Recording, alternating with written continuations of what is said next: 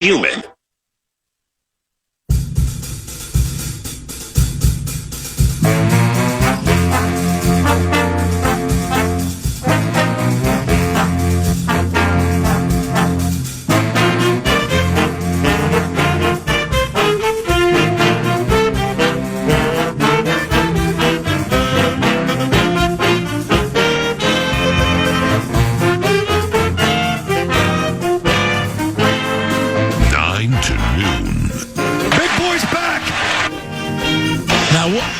What did I do wrong? Just listen. Just listen. Time for two more.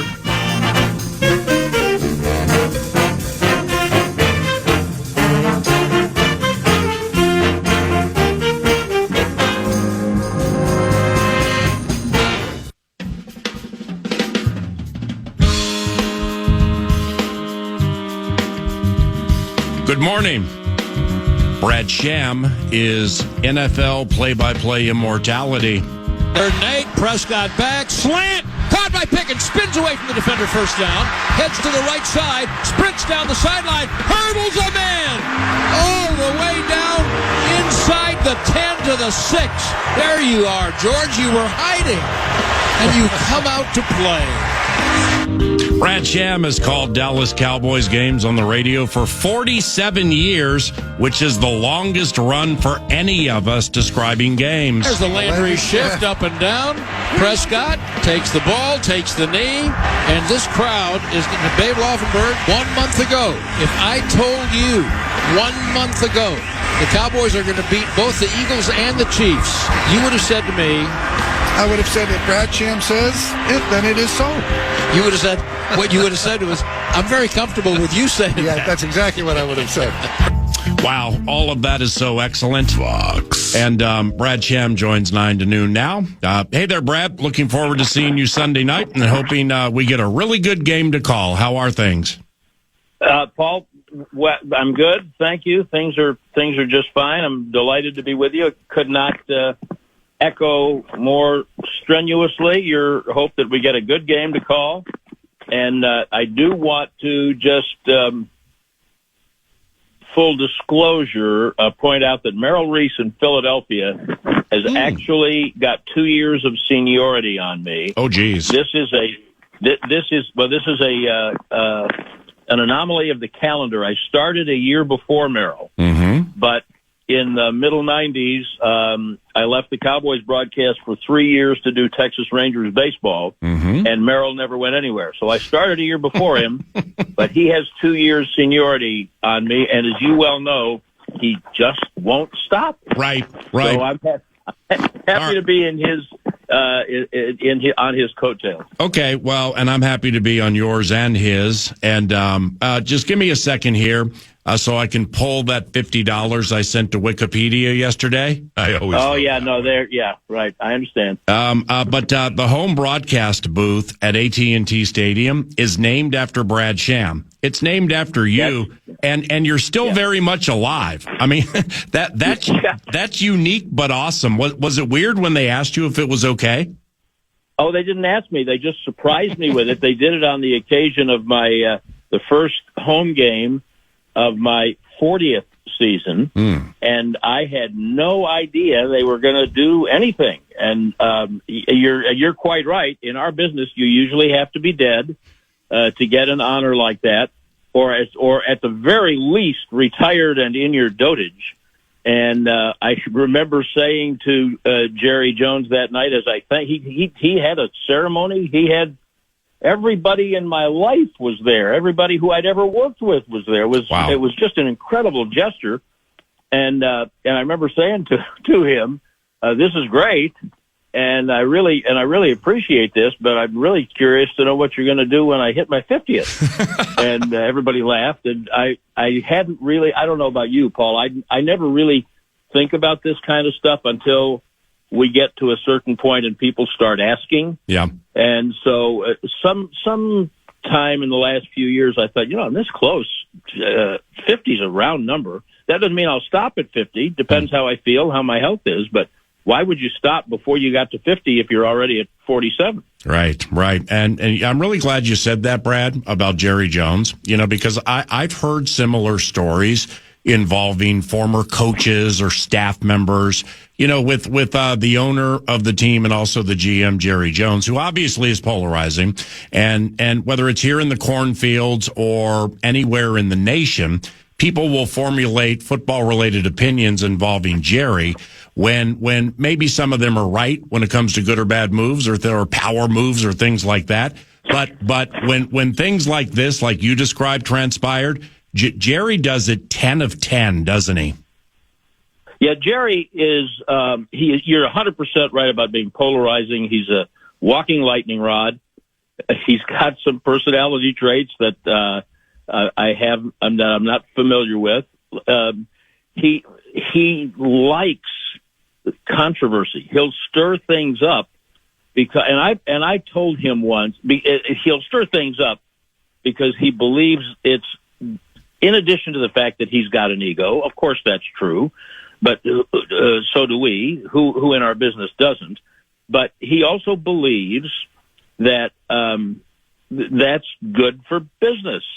If they're talking about stuff, I asked him many years ago if he had ever heard of Bill Veeck, and maybe he had, maybe he hadn't. I said, well, Bill Veeck was one of the most legendary baseball promoters that ever lived, and there was a time in the 50s, and he wrote about this in his first memoir, which I remember reading as a teenager. It was called Veeck as in Wreck. And he there was a time in the 50s when there was a team in St. Louis called the Browns, which was an American League team that became the Baltimore Orioles. And so he was competing with the Cardinals, and they couldn't compete with the Cardinals. And so he hired what was in those days called a midget on a doubleheader. Stop me if you've heard this story or you don't want me to tell it. But no, keep going. Think it's emblematic. So he's got this doubleheader in the middle of the summer, and the Browns are terrible. So he hires this guy named Eddie Goodell. People can look up the story, Gaedel. Right. And he's 5 foot whatever or 4 foot whatever he is, and he's going to put him in a game to pinch hit. And Veeck says to Goodell, "Look, I want you to keep your bat on your shoulder because your strike zone's non-existent. They'll walk you because they can't possibly throw a strike.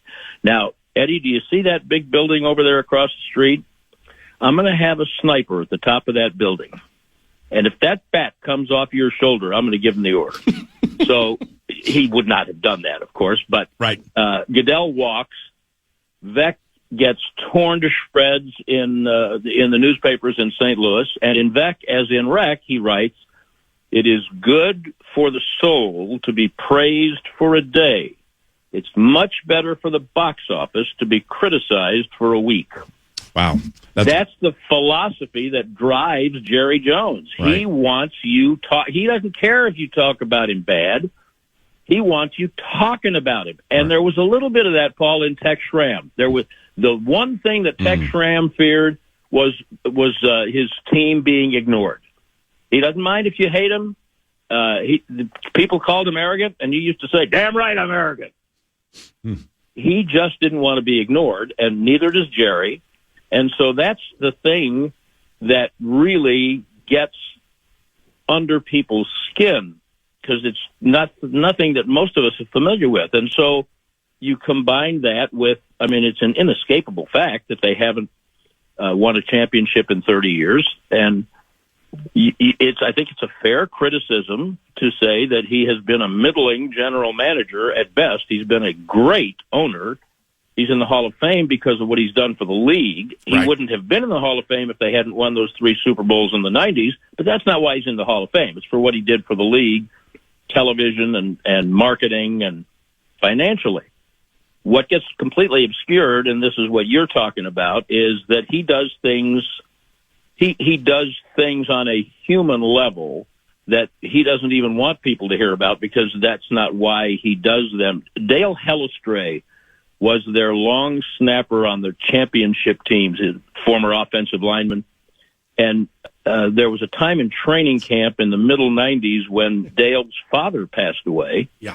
And Jerry just sent his plane around the country to collect up all the Hellestrays and take them to the funeral, and paid for a lot of it, and didn't want any attention on that. Chad Hennings, a great defensive tackle on their championship teams, has a son who has lived all his life with some real serious physical disabilities.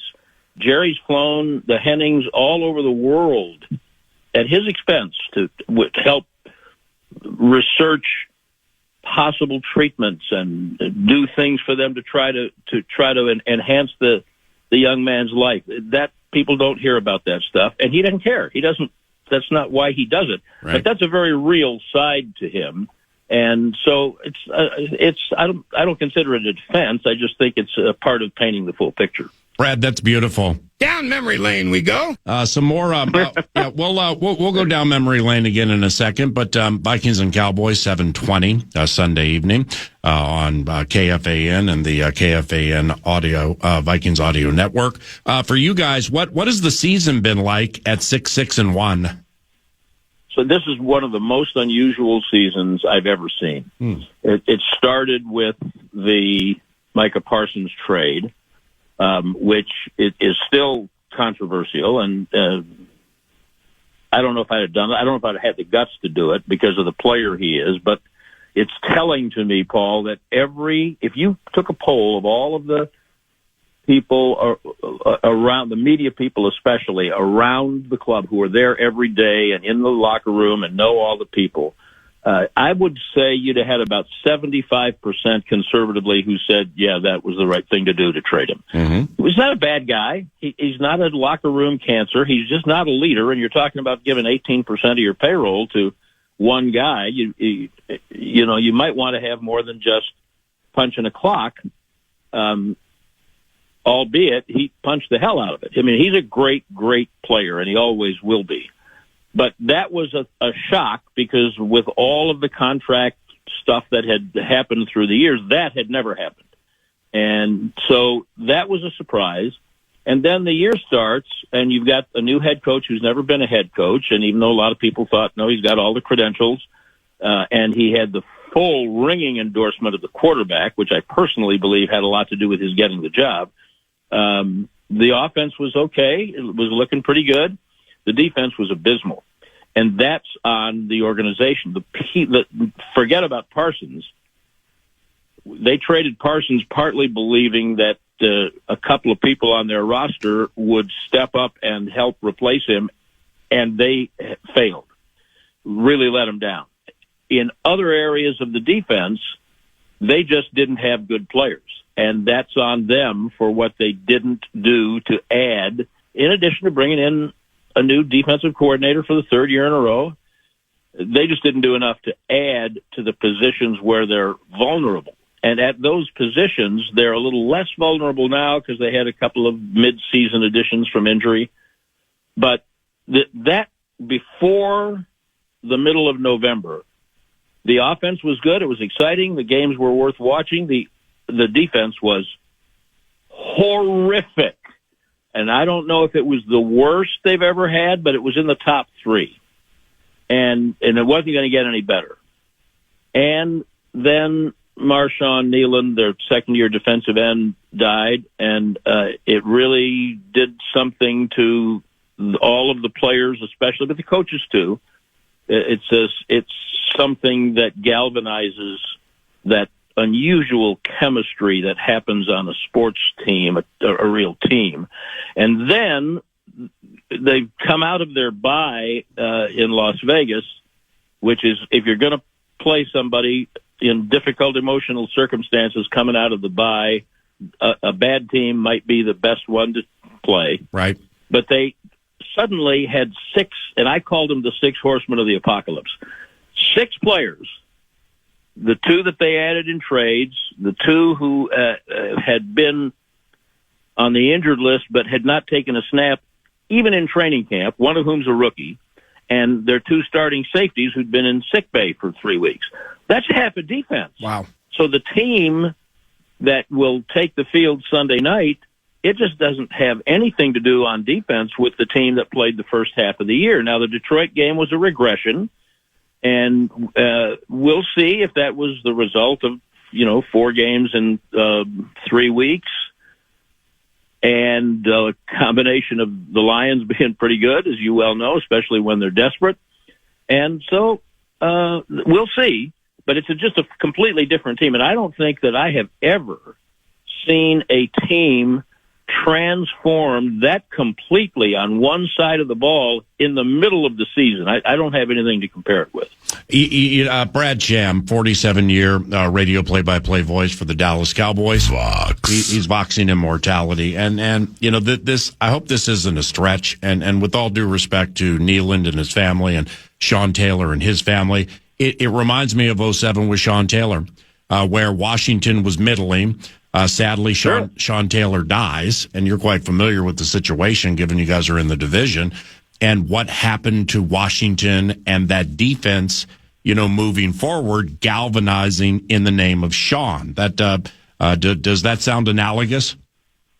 It's certainly similar, and Sean Taylor was a much better and more established player than Nealand was, and right. I think that one thing that happens to us as observers, and I'll include even close media observers like you and me and fans, if something happens to a star player, Sean Taylor's a great example, that is a shock to everyone's system. If something happens to a guy not many people can recognize, it doesn't register very much maybe for most of us, but it registers exactly the same for the players on the team. And there were some guys very, very close to Nealand, and they're still, that's going to drive them. It'll certainly drive them the last month of this season, and it'll be interesting to see going forward how much they're able to carry over some of the things they've said. But I think it's an apt comparison.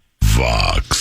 The comeback against the Eagles a few games ago. Now Philly hasn't won since. It's either that or the Chiefs, but that's the Cowboys season highlight so far, right, Brad? Yeah, 100%, because they're down 21-0, and you don't come back from. Granted, the NFL is now the NBA, and so it's who's got the ball last, pretty much, and all the games are close. But you don't come back in a division game to a team that won the Super Bowl last year, and you're clearly inferior to them, and you're down at home 21-0, and it was. I don't remember when they had a win under the circumstances with everything going on that felt like that. Then to come back and beat the Chiefs. Yes, they're struggling. Yes, they're injured. Yes, they're not the same Chiefs, but they're still the Kansas City Chiefs. And to then come back and beat them in a 4-day span, that's impressive. Now, I thought it was a long shot to say you're going to go in and win in Detroit, but it's not impossible after the last 2. And that's why these next 4 are really telling about what they have and what they can look at going forward, because I don't care what the record is. I know the Vikings have some issues, but they're pretty good, and that defense is scary, and those receivers are scary, and the quarterback can, if he's on, and by the way, the ability of the Dallas corners to cover those receivers might have a little something to do with how the quarterback looks. So the Vikings are good, the Chargers are good. It's good for the Cowboys that both of those games are at home, but how they comport themselves over the last 4 games has a chance to carry over. I don't believe much in carryover in the NFL because teams change so much, but this team's going to be largely the same team, not completely. And if they finish strong and have a representative second half after the abysmal first half on defense that they had, then that would be significant for them, I think, going forward. Down memory lane we go. What was it like calling Deion Sanders games? So I only had him for a year. Yeah. Because he was with the Cowboys when I was with the Rangers. So in '95, when they won the Super Bowl, that was my first year doing the Rangers. I was around him for a year. It wasn't particularly close to him, but he's an electric athlete. And, of course, they were using him on both sides of the ball. And Troy Aikman was not usually one to buy into gimmicks like that, but he understood the uniqueness of Deion Sanders. And so he was worth the price of a ticket. He put on a show. Brad Sham, play-by-play voice for the Dallas Cowboys. So whether you were there calling the games or not, when Tom Landry was the coach, when he was replaced by Jimmy Johnson, who left Miami to replace him, was it a super controversial decision made by Jerry Jones? It was, but it shouldn't have been. Yes, Landry was, the way Bud Grant was viewed in Minnesota, and you can, I think, maybe double or triple it. Wow. Here's what people don't get. And I've written about this stuff, but it gets lost. I was doing a nightly call-in show in the 80s on the flagship station. And in 1988, which is the worst Cowboys team I've ever seen, worse than the one-win team in 89, they won 3 games, but they were horrible. And I don't mean occasionally. I mean every night. I'm taking calls. Landry's got to go. You have to step back. 86, they had Herschel Walker dropped in their lap. And then Danny White was having a great year. They were leading the league in offense. He broke his wrist at midseason, and they won one more time. And they were really bad in 86. 87's the replacement games, which was incredibly divisive on a number of fronts. And so nobody really saw 88 coming, but it blew up in their face. Every night, I'm taking calls from irate Cowboy fans. Landry has got to go. The game's passed him by. He's got to go. Now, I'm not saying they were right or wrong. I'm just saying that's what the people were saying. Now, here came this rube from Arkansas riding into town and said, I'm going to replace him. And that's not what he said, but that's what they heard. And that was the biggest story in sports that was bigger than Super Bowl wins at that point. Right. And then, just as an interesting postscript, I wrote a little book 22 years ago or so. Hardly anybody ever got to read it, but it was just different stories about things that had happened in the Cowboys' past. And so I did a chapter with, this is in 2003, I did a chapter with Tex Schramm, who I'd known for 25 years, and with whom I spent a whole day living through things that I had experienced, but there was a lot I didn't know, and he died just a few months later. And among the things Tex told me was, in 86, Landry came to him and said, get the next guy ready. That's why they hired Paul Hackett from the 49ers in February of 86. And then, of course, Landry didn't let him do anything. Here's the part that and I verified this just in case Tex was getting forgetful in his later stages. But before the 88 season, in the winter and spring, Landry had Marty Schottenheimer in Dallas showing him houses. And they were talking about defensive coordinator. The understanding was going to be he was going to be the next head coach. And then Landry called a press conference in 87. I mean, in the spring of 88, and because there was rampant speculation that he was going to retire, which he had personally fueled to Schramm. Then he has a press conference in 88, does not tell Schramm in advance, and announces, I'm staying. All the speculation about me retiring, no, I'm staying. So that's so much for Marty Schottenheimer being here, but Schramm thought he was coming, and I've confirmed it with Brian and with Mike McCarthy, who was very close to Marty Schottenheimer, and they both said, oh, yeah, Marty thought he was coming to Dallas. So Jerry's replacing Tom, hired raise the ire of the public. But replacing Tom was something that Tom himself had begun to put in the works in as far back as 1986. So, yes, it was a complete shock to the public system, but it shouldn't have been. And they were the ones calling for it until it happened. And I've found that to be bemusing ever since.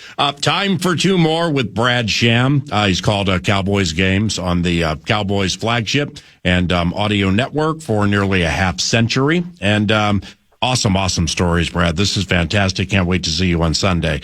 Now, for the penultimate, I grew up in Washington, D.C., all right? And I'll be 60 in a month. So Cowboys, happy birthday! Thank you, brother. Cowboys, Redskins was everything. I mean, it was phenomenal. Is that rivalry still one of the hottest in the league now? The Commanders? No, but it's because rivalries, as you well know, are at their best when both teams are good, and there are two or three of them in your division in the North that tell that story. I've done a number of network games as well as Cowboy games. I learned, 20 years ago about the depth of the rivalry between the Vikings and the Packers. And, that can ebb and flow if one team, it'll always be there, but it can ebb and flow if one team is really good and one team is not.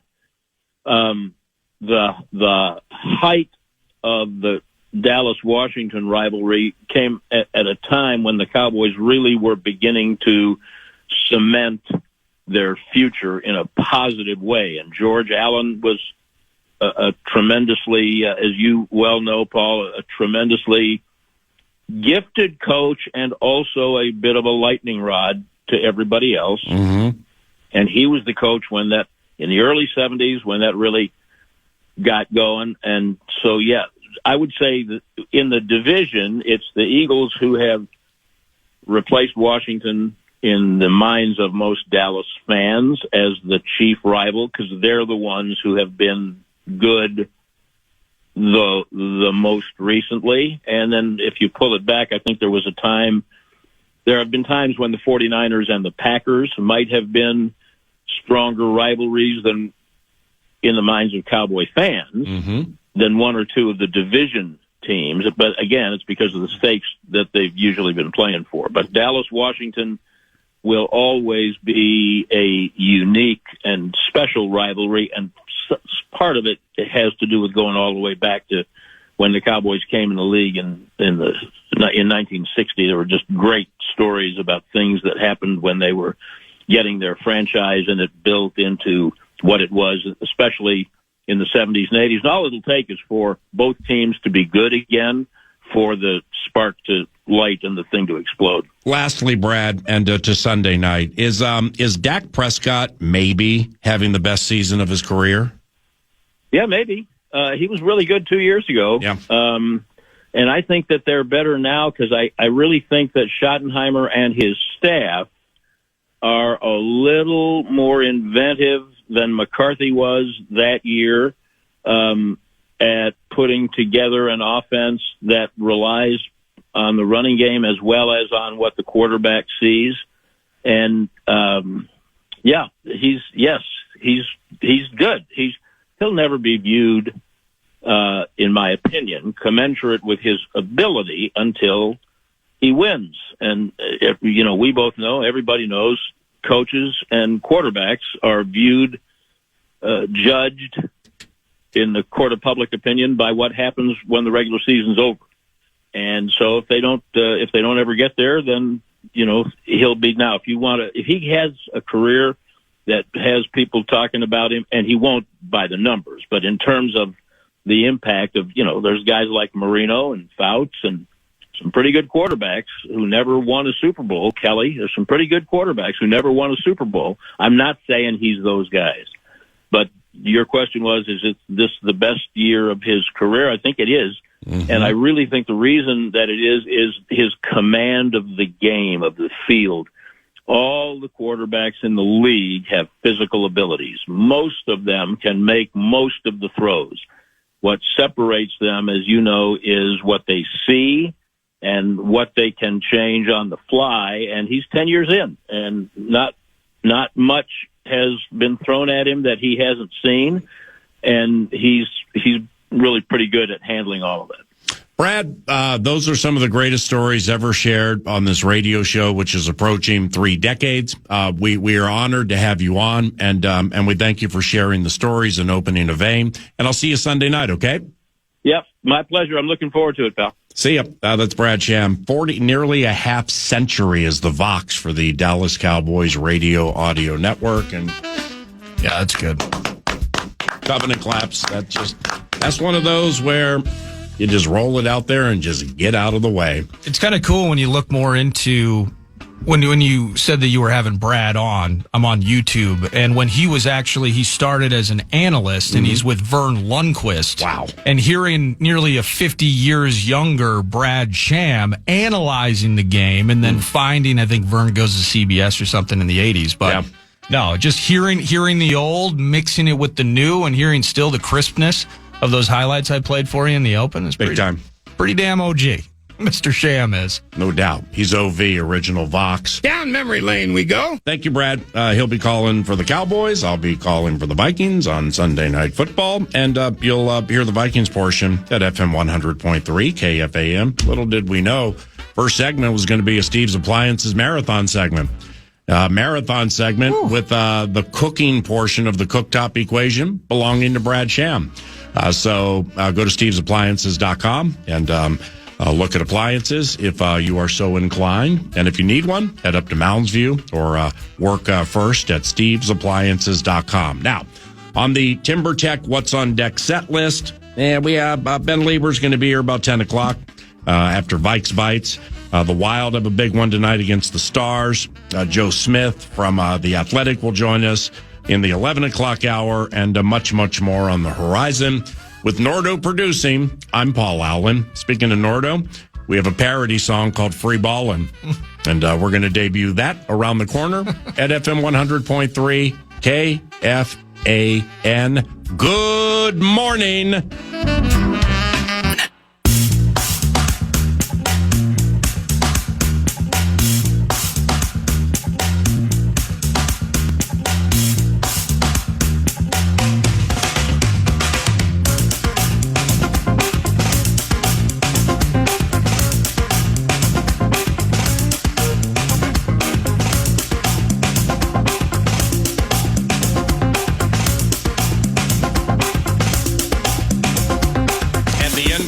Conversation with Brad Sham, the play-by-play guy for the Dallas Cowboys. We talked about Dak Prescott, quarterback for the Dallas Cowboys, and the type of season he's having.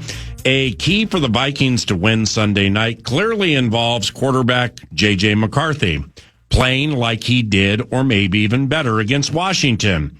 Just get out there and give us some free ballin'.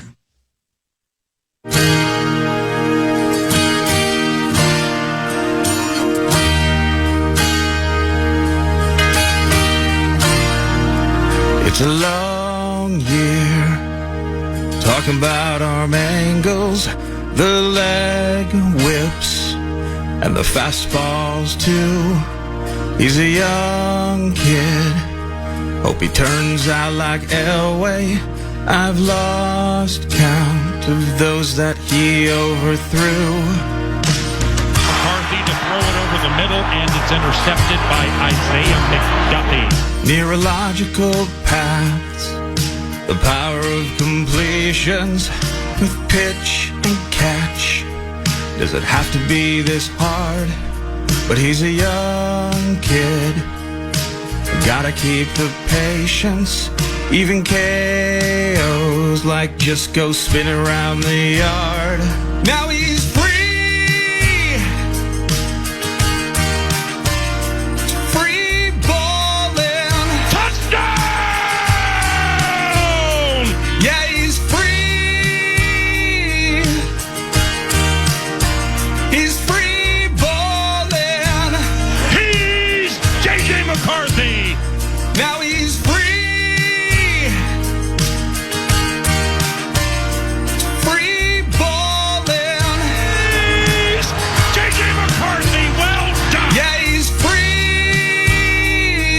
I got a joint one time. It's too good.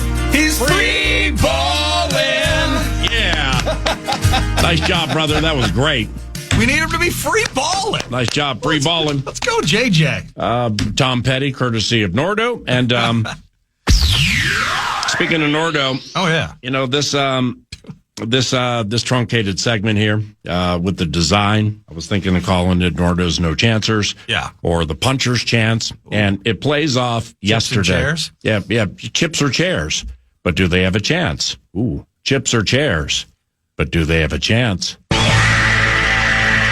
And the premise is off yesterday when we established the four faves and the four favorites to win the Super Bowl, and now a trio of long shots with a puncher's chance in a strange season.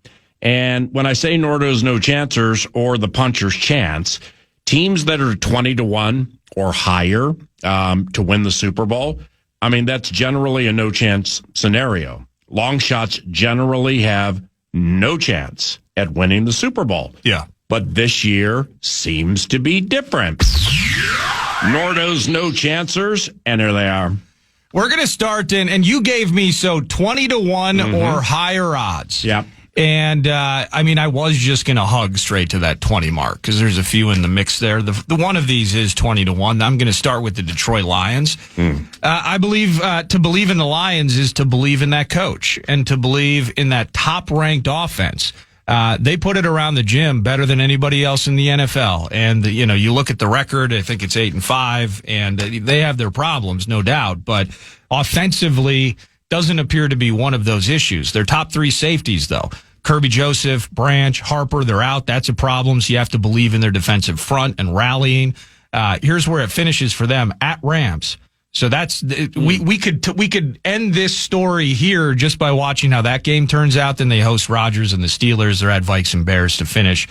This is chip or chair, and do they have a chance? They got to get in, which means they likely take the spot of Chicago. Down by a game, that Week 18 tilt might mean everything. And then as it stands at the moment, they'd be headed to Green Bay. So can they win at Lambeau Field and not flop the way they did on an early September day, Week 1? The West is probably going to carry the top seed, whether that's Rams or Seahawks, as we talked yesterday. Green Bay and the catbird seed, it looks like, to maintain at least the two, with the faltering East and the mediocre South. So if they did beat the Packers, they'd go to that number 1 seed. So is it the Rams? Are we going to see a rematch of this next week? Or then they'd go down the road again for a title game? Seattle, Tampa, Philly, San Fran. It's an awful road to the Super Bowl, and that's probably why they're 20-1. But that offense keeps them alive in any game. Well, since we did the bait yesterday, the Rams now are close to 3.5-1. The Packers went down to 7.5-1. Yep. Seattle 8-1. Bills 9-1. By doing the 20-1 mark, that eliminates New England 10-1, Denver 11-1, Philly 11-1, Texans 16-1. So that gets us to the Lions and the Jags each at 20-1. So the question would be, if you are spotting up with a mythical honeybee, or actually with your real money, would you spot up on the Detroit Lions at 20-1? I think their path's too hard. I would not spot up on the Kitties at this point. I would spot up on the Kitties if you could guarantee me their offense is free balling. I always love that one. Outside of that, I'm middling on this because Aiden Hutchinson in the postseason, Aleem McNeil in the postseason with that offense. Yeah. They can do some damage. They can, but the reason that I'm not spotting up on them, and I'll give you my other two momentarily, 20-1. They still have to get into the playoffs. That's a great point. And so the other two teams I'm going to present for you, I think in terms of just getting that chip in that chair, they're already really in, and I think that creates problems. Again, Rams and Bears, those two games on the schedule for the Lions will determine the season, I think. Well, don't forget about Christmas Day. While everybody else is giving, maybe we are taking. as in taking playoff-related souls from the Motor City Kitties. Who's next? 22-1, the San Francisco 49ers. Yeah. And they're largely healthy right now, and Ayuk drama and all that kind of to the side. They're just one game. We kind of forget about them when we talk about the Rams and Seahawks. The Niners are just one game behind them. And 3 of the final 4 are at home. Titans, then at Colts, before hosting the Bears and Seahawks. So I would actually say of the 3 in the West right now, the Niners might have the best chance of actually again, winning out and finding their way potentially atop the NFC West. And if they can do it, they hold the tiebreaker over the Seahawks. If the Rams lost in either Seattle or hosting the Cards, they'd win the division. Hey. So they're in that spot there. They throw. If they win the West, that would be amazing. And really, they truly, in some ways, control their own destiny to do so. So they throw it well. They don't run well at all, but McCaffrey still finds his way into the end zone. The defense kind of lacks on the back end, but good luck running against them. And it's a coach equity tout, right, with Shanahan. So again, controlling their own destiny. It's 22-1. This is one I actually would put some dollars down on with the Niners. Yeah, if it's a mythical honeybee and you can only put it on one team, I'm more with the Lions right now. But Okay. but the division it's analogous with the 49ers chasing 2 teams with better records in the division. So it's this very, very interesting at 22-1. Next level, Shanny. Who's last? Well, the last one here, this is where you're in the sports book. You hit a massive parlay and you have a buddy from Florida. And so you put $100 on the Bucks at 35-1. Their path, it depends on them winning out because they have the Falcons, they got the Panthers twice, they have the Dolphins. That puts them at 11-6. Wow. I think that is a very good chance then of pushing them up into the 3rd seed, passing either the Eagles or the Cowboys in the NFC. They are getting healthy. Tristan Wirfs is back practicing in full as of yesterday. Oh, wow. Mike Evans and Jalen McMillan have been activated. Bucky Irving getting his legs back, getting more productive games under his belt. I think their defense gets into a rut. You can throw it on them all day. But if running the ball in the playoffs matters, and this sounds weird and stupid because the Saints just put 140 on them, but I'm telling you that run defense is for real in Tampa. And if it's open season, 35-1's a mortgage payment. If you can stomach the roller coaster and luck falls the way of the Buccaneers at 35-1. Yeah, that's where my mythical honeybee would go. At 35-1, because I think they're going to make it somehow, some way. Now watch them lose to Atlanta tonight. Yeah. The odds are the best, and you make compelling cases for and or against the previous 2, the Motor City Kitties and Next Level Shanny. I like that. That's really cool. Vikes Bites are Vikes Bites. Vikes Bites! Mouse Bites. Love Mousy. Mousy. Vikes Bites brought to you by Thousand Hills Lifetime Grazed Grass-Fed Beef. Museum. You can shop online. Box of Meat shows up at your doorstep. Coburn's and Co-ops and Kowalski's. Oh my. They're proud sponsors of Gophers Athletics, and they're a Clearwater, Minnesota company. Support them as my freezer. My new fridge that got delivered yesterday is filled with Thousand Hills. Let me hit you with this Vike Bite. This is a person we really haven't talked about all season, so if I'm catching you off and you don't have an opinion, that's fine. We'll move on. But Ty Felton, just curious about his development. I saw you. It's just like, what? Well, I have an opinion. Oh, good. But okay. if you had hit it like into the season or early in the season, holy cow, what an opportunity to be an elite gunner this young man has. And for the most part, he's come through with it, but Indeed. Well, just Ty Felton from an overall perspective. So whether it's the discombobulation of the offense or is it being behind, you have Justin Jefferson, Jordan Addison. At the time you mentioned pre and early season, Addison out with suspension. He's back. Speedy Naylor, Jalen Naylor. So is it potentially just being behind that group? Is he not ready? Has the discombobulation of the offense stunted his growth? Because he's a hardcore special teamer, man. As you mentioned, for the most part, I think he's played on about 70% of special teams. So he's finding himself to be valuable there. But just 29 offensive snaps all season, 2 for 2 on catches, including a first down chain mover. Just haven't seen a bunch of Ty Felton this year. That's all, and he popped in my head. great question. The pure progression of ascending the wide receiver depth chart. Still has 4 games to go. And maybe there will be some Ty Felton entering the chat. Yeah. TJ Hawkinson staying healthy. Josh Oliver catching touchdowns. Then the aforementioned 3 with a 18-3-1. Well, that's provided some proverbial roadblocks, obviously. The number one thing I will leave the season with regarding Ty Felton, unless he gets a lot of run at wide receiver and just starts changing games, is when you get drafted and you're a wide receiver, you want to play wide receiver. And no matter who thinks you're good enough now or whenever to get into that spot, you have a high level of belief that you can help. So they're one of 2 ways you can handle that. Are you going to be a malcontent and sulk and be the Eeyore in the room, or are you going to embrace what's been put in front of you and handle it with aplomb? It's been the latter for Ty Felton, who, after wins and losses, he wants to play more, man, but he recognizes team first, and that's something that is noteworthy with Ty. Vikes Bites. Vikes Bites. Thank you, Thousand Hills. Are you worried at all about TJ apparently nursing the shin? Where'd that come from? Darisaw, again, does not participate with the knee. Right. Just seeing those things this time of year, it's to the point where either I'm completely desensitized by it, but then I kind of winced a little bit like, whoa, TJ loved his game, loved the tight end inclusion, and now he's not practicing with this shin thing. Right. And he bang his leg on a coffee table, or what's going on? Or is that something we're paying attention to? I suppose we are as we get closer to the game. I need TJ. If TJ Hawkinson does not play, then there will be 2 people. Tight end Ben Sims, and the aforementioned Ty Felton, who probably will be thinking to themselves, so we're not going to play the game with TJ, which means I'm free balling. Certainly not saying they're rooting for TJ not to play, but that one caught me off guard too. Per usual, monitor the Thursday and Friday practice reports really closely. Listen to Kevin O'Connell's final press conference of the week Friday during the program. All of the answers will be revealed then.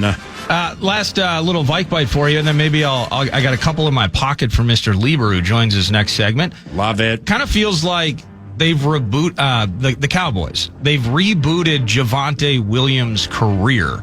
And it's just kind of interesting following him from his time in Denver. For instance, he had his last 2 seasons in Denver, 1,287 rush yards total and 7 total touchdowns. Well, he's going to outdo that this year. He's running for 4.8 a carry. He's got the juice. They're using him in receiving situations as a guy out of the backfield. You didn't see him catching as much in Denver. He's already over 1,000 yards. He has 9 rushing touchdowns. That 4.8 a carry, by the way, he was averaging in the 3s the last 2 seasons. So they've really rebooted his career. And, is this a conversation that revolves around, well, with that passing offense, you just got to have a pulse and you can be effective running. But regardless, Javonte taking big-time advantage of his opportunity in Big D. 11 touchdowns total, but the 2 catching. Yeah. They have this second-year backup named Malik Davis, second year from Florida, who they tell me is really fast. He had a 43-yard touchdown rushing that was masterful. They also have an undrafted cat from North Dakota State University. It is Hunter Lipke. He was undrafted in 2023. He has a receiving touchdown. Lipke's a North Dakota State type name, isn't it? Yeah, I think he might be from Wisconsin by way of NDSU, now in the Big D. But what I think will be interesting, as you hear Ben, Pete, and yours truly describe it on Sunday night, is the way they manipulate Javonte Williams, Malik Davis, Lipke, Brevin Spanford, Jake Ferguson, and Luke Schoonmaker. We're talking H-backs, broken eyes, wideouts. They use those guys in ways where Pickens and CeeDee Lamb are on the field most if CeeDee plays, and they use those guys for outlet options, but also with Ferguson, Schoonmaker, Lipke, and maybe Williams blocking down the field for Pickens and CD. Whew. I just learned that yesterday. It's kind of a thing, the way they use their tight ends with no intention on most plays to catch it, but after CD or Pickens catches a shorty, watch 87, 86, 40, 89, and or 33 blocking down the field. Okay, let's do this thing. That's Vikes Bites, brought to you by Thousand Hills Lifetime Grazed Grass-Fed Beef. Adam Hussein. Coming up around the corner, Ben Lieber, our beloved Nacho Lieber. Vikings and Cowboys with a side dish of some college football with Nacho. When 9 to noon continues on FM 100.3 KFAN, your Vikes Bites leader.